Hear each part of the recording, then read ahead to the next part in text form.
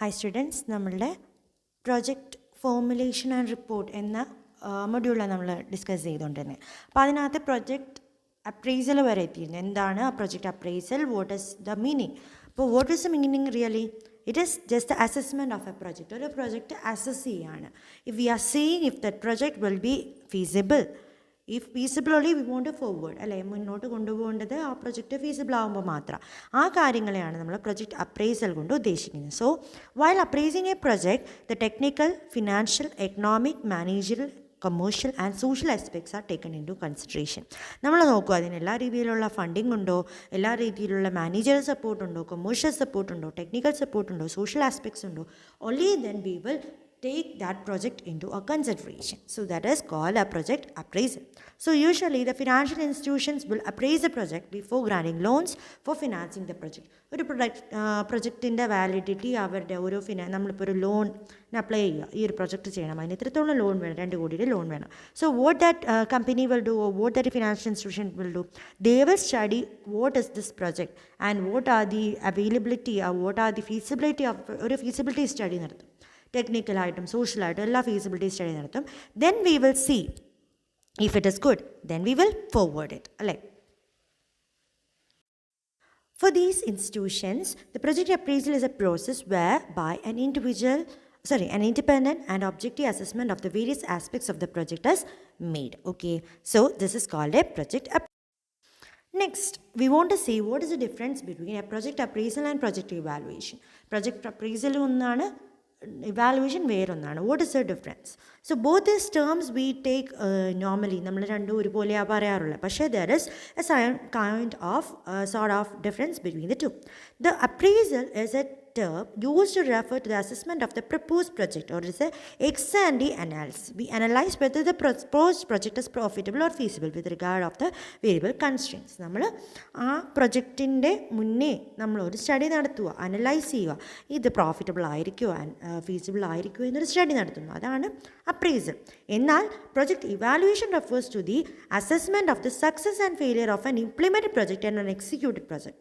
നമ്മൾ പ്രൊജക്റ്റ് ചെയ്ത് കഴിഞ്ഞ് അതിൻ്റെ കോസ്റ്റ് അല്ലെങ്കിൽ അതിൻ്റെ ബെനിഫിറ്റ്, കോസ്റ്റ് ബെനിഫിറ്റ് അനാലിസിസ് ചെയ്യാണ് എങ്കിൽ അതിനെ നമ്മൾ ഇവാലുവേഷൻ എന്ന് പറയും. So after the completion of the project we do A kind of evaluation, while before the completion of the project or before the acception of that project we will do this project appraisal. So this is the two difference, and project appraisal is otherwise called ex ante analysis and project evaluation is otherwise called post ante analysis. While project appraisal is related to the proposed project, project evaluation is refers to the executed project. Propose ചെയ്ത പ്രൊജക്റ്റിനെ പറ്റിയിട്ട് അപ്രൈസലും കഴിഞ്ഞ executed ആയി കഴിഞ്ഞ പ്രൊജക്റ്റിനെ പറ്റി നമ്മൾ ഇവാലുവേഷനാണ് ചെയ്യുന്നത്. So what is the objective of doing this appraisal? എന്തിനാണ് നമ്മൾ പ്രൊജക്റ്റ് അപ്രൈസ് ചെയ്യുന്നത്? What is its purpose? First we know that to know the idea, അല്ലെങ്കിൽ അതൊരു ഫീസിബിൾ ആണോ എന്നറിയാനാണ്. So first is to extract the relevant information for determining the success and failure of the project.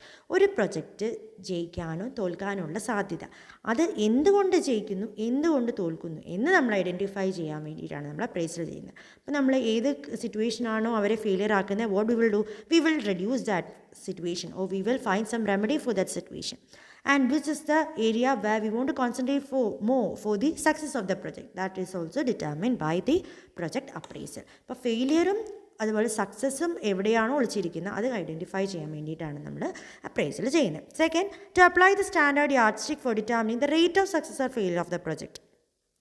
ഏത് രീതിയിൽ പോയാൽ നമുക്ക് ഇത്രത്തോളം സക്സസ് വരും, എത്രത്തോളം ഫെയിലിയർ ഒഴിവാക്കാം എന്നതിനൊരു യാർഡ് സ്റ്റിക്ക്, ഒരു കൺട്രോൾ പോലെ പ്രൊവൈഡ് ചെയ്യാനും this appraisal helps us.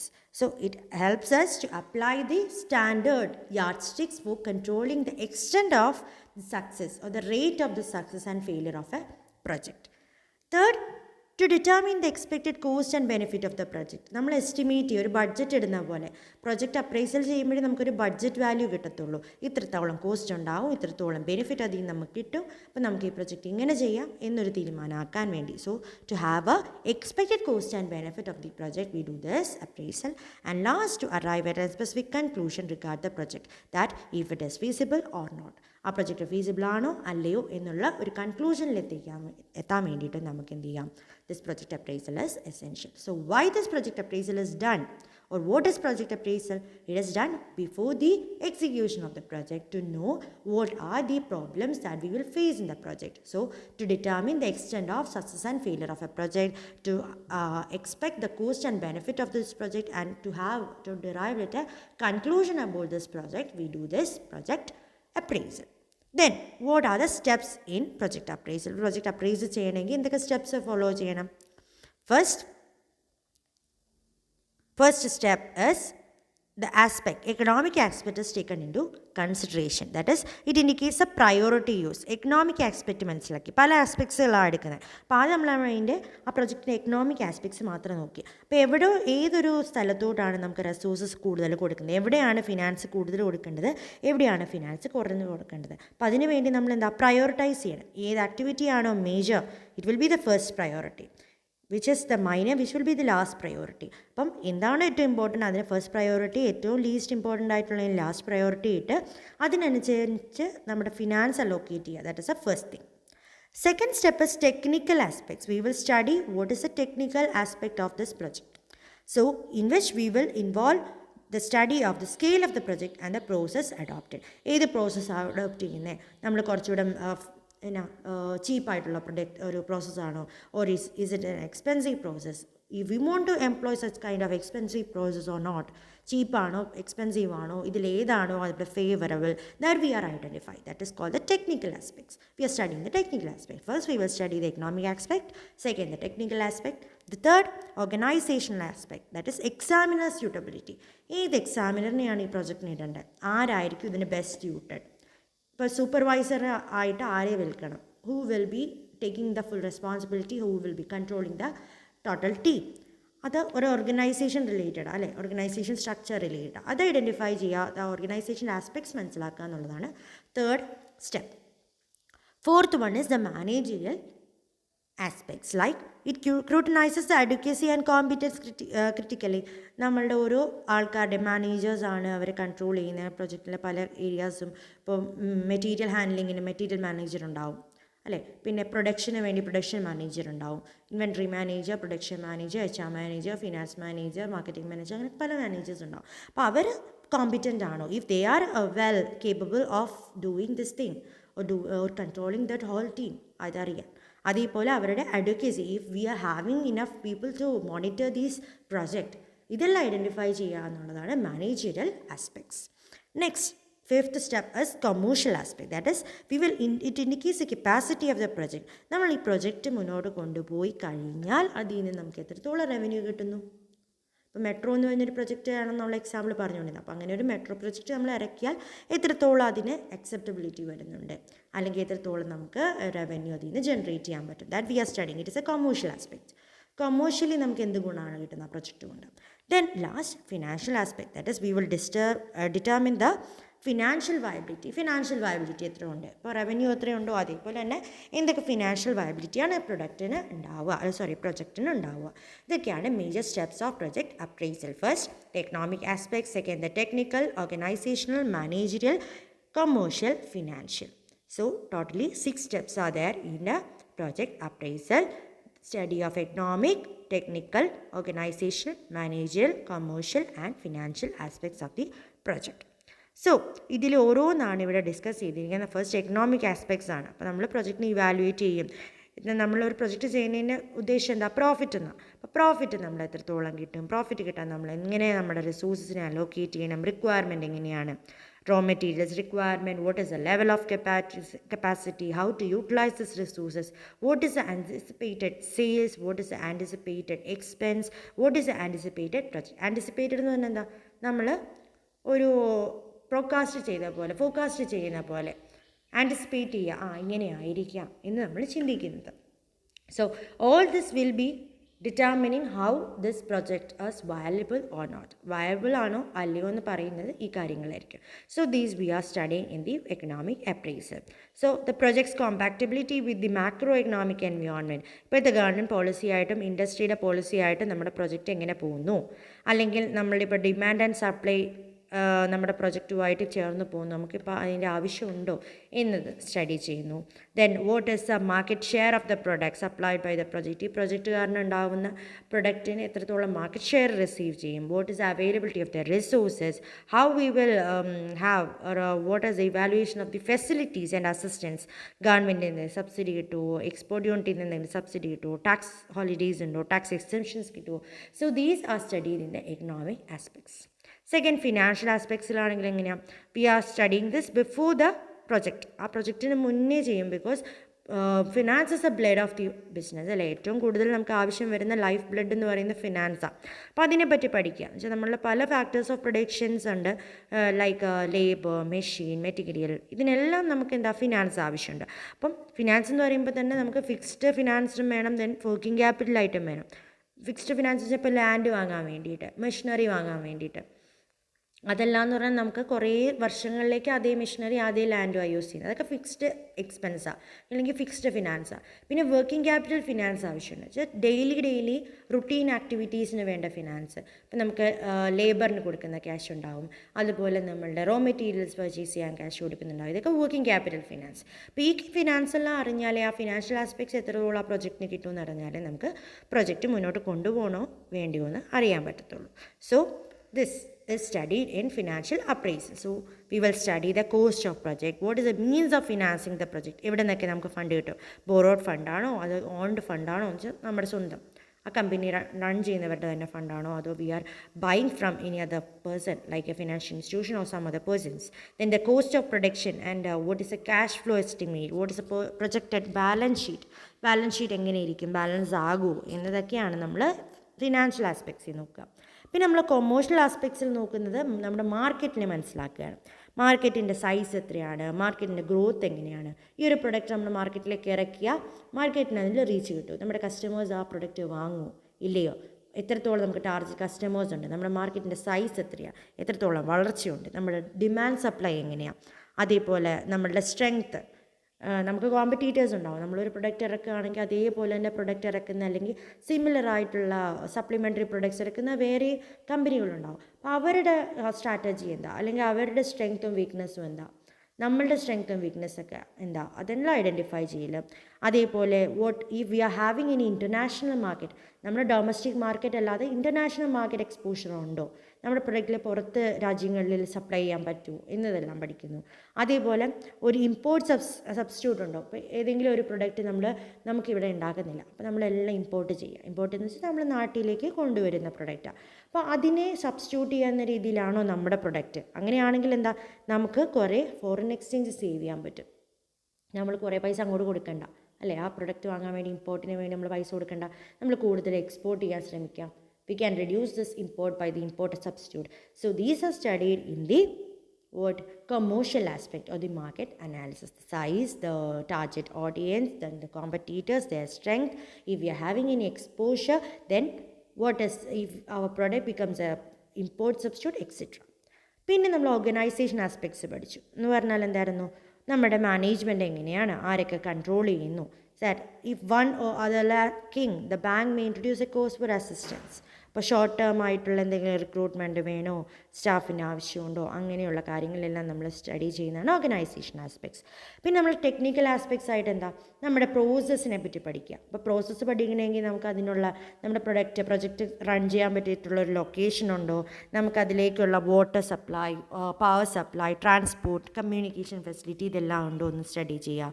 Then what is the service facilities available like repair shops, servicing centers, then our plant size, നമ്മുടെ പ്രൊഡക്ഷൻ പ്ലാന്റിൻ്റെ size, production process, then what is the availability of skilled labor. For some of the products we require some skilled laborers. ഇപ്പോൾ നമ്മളൊരു bridge construction ആണ്, so we require several kind of engineers അല്ലേ, ഒരു mechanical എഞ്ചിനീയറിൻ്റെയും civil എഞ്ചിനീയറിൻ്റെയും electrical എഞ്ചിനീയറിൻ്റെയും ഒക്കെ support നമുക്ക് ആവശ്യമുണ്ട്. So availability of that skilled labor is available or not. Then if there is availability of the raw materials like better quality and quantity ഉള്ള products ഉണ്ടോ, factory outlet ഉണ്ടോ, then if we can cope up with the anti-pollution law and other government regulations, these all are studied in the technical aspects.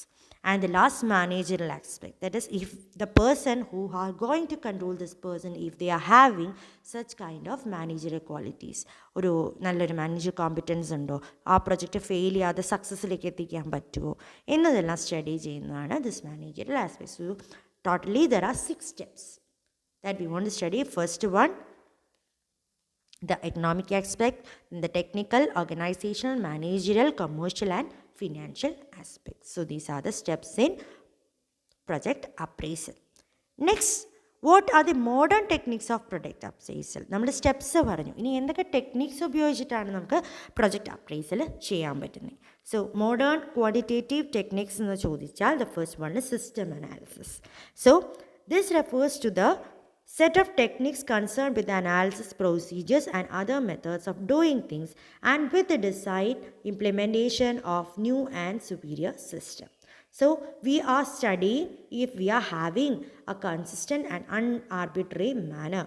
ഗ്രോത്തും നമ്മുടെ ബിസിനസ്സിൻ്റെ growth എങ്ങനെയാണ്, അതിന് systematic examination നടക്കുന്നുണ്ടോ, നല്ല benefit കിട്ടുന്നുണ്ടോ, നമുക്ക് കമ്പ്യൂട്ടർ ടെക്നോളജി അഡോപ്റ്റ് ചെയ്യാൻ പറ്റുന്നുള്ളൂ, അങ്ങനെയുള്ള കാര്യങ്ങൾ നമ്മൾ സ്റ്റഡി ചെയ്യുന്നു. That is system analysis. Second, operation research. That is നമുക്ക് പല പല ഓൾട്ടർനേറ്റീവ് ഉണ്ടാവും ഒരു പ്രൊജക്റ്റ് ചെയ്യാൻ വേണ്ടിയിട്ട്. അപ്പോൾ അതിനകത്ത് ഏത് ഓൾട്ടർനേറ്റീവ് ആണോ ബെസ്റ്റ്, ഏത് ഓൾട്ടർനേറ്റീവ് അഡോപ്റ്റ് ചെയ്യുമ്പോഴാണോ നമുക്ക് കൂടുതൽ ബെനിഫിറ്റ് കിട്ടുക, അങ്ങനെ സ്റ്റഡി ചെയ്യുന്നു. That is the operation analysis. So it helps or it enables the decision maker to be more objective in choosing among the alternatives. അതിൽ നമ്മൾ മാത്തമാറ്റിക്കൽ ഓരോ കാര്യങ്ങൾ ഉപയോഗിച്ചിട്ട് അല്ലെങ്കിൽ സൊല്യൂഷൻസ് ആണ് കണ്ടുപിടിക്കുക. മാത്തമാറ്റിക്കൽ സൊല്യൂഷനാണ് കണ്ടുപിടിക്കുന്നത്. ഏത് ഇൻവെൻട്രി മെത്തേഡ് യൂസ് ചെയ്യണം, ഏത് ലീനിയർ പ്രോഗ്രാമിംഗ് LPP നിങ്ങൾ പഠിക്കുന്നുണ്ടാവും. LPP ഏത് അഡോപ്റ്റ് ചെയ്താൽ ഏത് പ്രൊജക്റ്റാണ് ഏറ്റവും ഫീസിബിൾ എന്ന് ഐഡൻറ്റിഫൈ ചെയ്യുക. That is operation research. അതേപോലെ സെൻസിറ്റിവിറ്റി അനാലിസിസ് നടത്താം. That is, when cash flows are very sensitive under different circumstances, more than one forecast of the future cash inflows may be made. നമ്മുടെ inflow എന്ന് പറയുന്നത് ഭയങ്കര വ്യത്യാസം വരുന്ന ചെറിയ ചെറിയ മാറ്റങ്ങൾക്കനുസരിച്ച് നമ്മുടെ ക്യാഷ് ഇൻഫ്ലോ മാറുന്നുണ്ട്. അങ്ങനെയുള്ള സമയത്ത് നമ്മൾ എന്ത് ചെയ്യും, പല രീതിയിലുള്ള മെത്തേഡ്സ് അഡോപ്റ്റ് ചെയ്യും. എന്നിട്ട് ഇതിൽ ഏറ്റവും നല്ലത് ഇതെന്ന് ഐഡൻറ്റിഫൈ ചെയ്യും. സോ ഇൻഫ്ലോസ് തന്നെ ഓപ്റ്റിമിസ്റ്റിക്, മോർ ലൈക്ലി, പെസിമിസ്റ്റിക്, അങ്ങനെ 3 രീതിയിൽ OMP എന്ന് പറയും. ഒപ്റ്റിമിസ്റ്റിക് ആവാം, ചിലപ്പോൾ ഇൻഫ്ലൂസ്, ചിലപ്പോൾ മോസ്റ്റ് ലൈക്ലി ആവാം, പിന്നെ പെസിമിസ്റ്റിക് ആവാം. ഒപ്റ്റിമിസ്റ്റിക് എന്ന് വെച്ചാൽ എന്താ, നല്ലത് എന്ന കൺസെപ്റ്റ്. പെസിമിസ്റ്റിക് എന്ന് വെച്ചാൽ മോശം എന്ന കൺസെപ്റ്റ്. അപ്പോൾ നമ്മളുടെ സെൻസിറ്റിവിറ്റി അനാലിസിസിലൂടെയാണ് നമ്മൾ ഐഡൻറ്റിഫൈ ചെയ്യുന്നത് ഏതാണോ optimistic, better one, more likely ഏതാണോ, പെസിമിസ്റ്റിക് ഏതാണോ, ഇത് ഐഡൻറ്റിഫൈ ചെയ്യുന്നു. And based on that we will the investor will decide whether to accept or reject the project, seeing the risk availability. Risk എത്രത്തോളം അയാൾക്ക് beer ചെയ്യാൻ പറ്റുമോ അതിനനുസരിച്ച് ഏറ്റവും ലെസ് സെൻസിറ്റീവ് ആയിട്ടുള്ള അല്ലെങ്കിൽ കുറച്ചുകൂടെ ഒപ്റ്റിമിസ്റ്റിക് ആയിട്ടുള്ള പ്രൊജക്റ്റ് ആയിരിക്കും സെലക്ട് ചെയ്യപ്പെടുന്നത്. Then profitability analysis. So profitability എന്താ, നമുക്ക് ഭാവിയിൽ ഒരു കാര്യം നടക്കാനുള്ളതിൻ്റെ chance. That is a relative frequency in which an event may occur in the future. പല പോസിബിലിറ്റി ഉണ്ടാവും. അപ്പോൾ നമ്മളുടെ ക്യാഷ് ഇൻഫ്ലോ വിത്ത് പ്രോഫിറ്റബിലിറ്റി നമ്മൾ കാൽക്കുലേറ്റ് ചെയ്യും. അപ്പോൾ നമുക്ക് കൂടുതൽ ക്യാഷ് ഇൻഫ്ലോ ഉള്ളത് അല്ലെങ്കിൽ കൂടുതൽ NPV വാല്യൂ ഉള്ള പ്രൊജക്റ്റ് നമ്മൾ അക്സെപ്റ്റ് ചെയ്യും. NPV എന്ന് വെച്ചാൽ net present value. So the project which is having high net present value will be accepted. And the monetary values of inflows may be discounted to find out the net present value. Net present value എങ്ങനെ identify ചെയ്യുന്നുള്ളത് I think that you have studied in financial accounting and all. Financial അക്കൗണ്ടിങ്ങിൽ പഠിക്കുന്നുണ്ടാവും. Okay, so അതിലെ പോലെ നമ്മൾ net present value identify ചെയ്യും പല പ്രൊജക്റ്റിൻ്റെ. അതിൽ ഏത് പ്രൊജക്റ്റിനാണോ നെറ്റ് പ്രസൻറ്റ് വാല്യൂ ഏറ്റവും higher, that we will select as the better one. So that is profitability analysis. Then decision tree analysis ഉണ്ട്. സോ decision tree analysis എന്ന് പറഞ്ഞാൽ നമ്മുടെ പല ഇൻവെസ്റ്റ്മെൻറ്റ് ഡിസിഷൻസ് ഉണ്ടെങ്കിൽ അതിനകത്ത് ഏറ്റവും ബെസ്റ്റ് ആയിട്ടുള്ള നമ്മൾ ഐഡൻറ്റിഫൈ ചെയ്യാൻ വേണ്ടി ഉപയോഗിക്കുന്നതാണ് this decision tree analysis. So it is just a graphical display of the relationship between a present decision and a future event and the future decision and their consequence. നമ്മൾ നോക്കുക, ഇപ്പോഴത്തെ situation വെച്ചിട്ട് അല്ലെങ്കിൽ decision വെച്ച് നമുക്ക് ഭാവിയിൽ എങ്ങനെ സംഭവിക്കും, ഭാവിയിലെ ഇവൻറ്റ്സ് വെച്ച് അതിൻ്റെ കോൺസിക്വൻസ് എന്തായിരിക്കും എന്ന് നമ്മളൊരു സീക്വൻസ് പോലെ എടുക്കുക. അപ്പോൾ നമ്മൾ ഇതിൽ ഏറ്റവും ബെറ്റർ വൺ ഏതാ, പല പല സീക്വൻസ് ഐഡൻറ്റിഫൈ ചെയ്യും through the decision tree and the best sequence will be selected as the better project. അതാണ് നമ്മൾ ഡിസിഷൻ ട്രീയിൽ ചെയ്യുന്നത്. അതേപോലുള്ള വേറൊരു മെത്തേഡാണ് the standard deviation method. So if 2 projects have the same cost and the net present values are also same, same കോസ്റ്റും ആണ്, same net present value ആണ്. അപ്പോൾ നമ്മളെങ്ങനെ സെലക്ട് ചെയ്യും? അപ്പോൾ സെലക്ട് ചെയ്യാനൊരു ഡിഫിക്കൽറ്റി ഉണ്ടാവും. പണ്ടായിരുന്നെങ്കിൽ നെറ്റ് പ്രസൻറ്റ് വാല്യൂ മെത്തേഡ് ഉപയോഗിച്ചാൽ നമ്മൾ എന്ത് ചെയ്യും? ഏറ്റവും ഹയർ NPV വാല്യൂ ഉള്ളത് നമ്മൾ സെലക്ട് ചെയ്യുന്നു. But if the cost as well as NPV are same, we will select which project on the basis on the standard deviation. That is, the standard deviation of the expected cash inflow of the two projects will be calculated to know the comparative risk. ഏതിനാണോ risk കൂടുതൽ എന്ന് identify ചെയ്യും. Risky ആയിട്ടുള്ളത് എന്ത് ചെയ്യും? നമ്മൾ ഒഴിവാക്കും. അപ്പോൾ ഹയർ സ്റ്റാൻഡേർഡ് ഡീവിയേഷൻ ഉള്ളതിനാണ് ഹയർ റിസ്കി, അല്ലേ? അപ്പോൾ റിസ്കി സിറ്റുവേഷൻ നമ്മൾ എടുക്കുമ്പോൾ എന്താ പറ്റുന്നത്? നമുക്ക് ചിലപ്പം പ്രോഫിറ്റ് ഉണ്ടാവാം, ചിലപ്പോൾ പ്രൊജക്റ്റ് ഫെയിലിയർ ആവാം. So based on the risk we will decide whether to select that project or not. So higher standard deviation ഏതോ അതിനാണ് higher risk. So we will eliminate that. ഇങ്ങനെ കുറച്ച് മെത്തേഡ്സ് ഉപയോഗിച്ച് നമുക്ക് പ്രൊജക്റ്റ് അപ്രൈസൽ നടത്താം. പല steps പറഞ്ഞു. അതല്ലാതെ മോഡൽ ക്വാണ്ടിറ്റേറ്റീവ് ടെക്നിക്സ് ആണ് പറഞ്ഞ. First system analysis, second operation research, third, sensitivity analysis, profitability analysis, decision tree analysis, and the standard deviation method. Okay, so next day we will discuss what is meant by project report. Project report and the details we next day discuss. Okay, so that's all for the day. Thank you.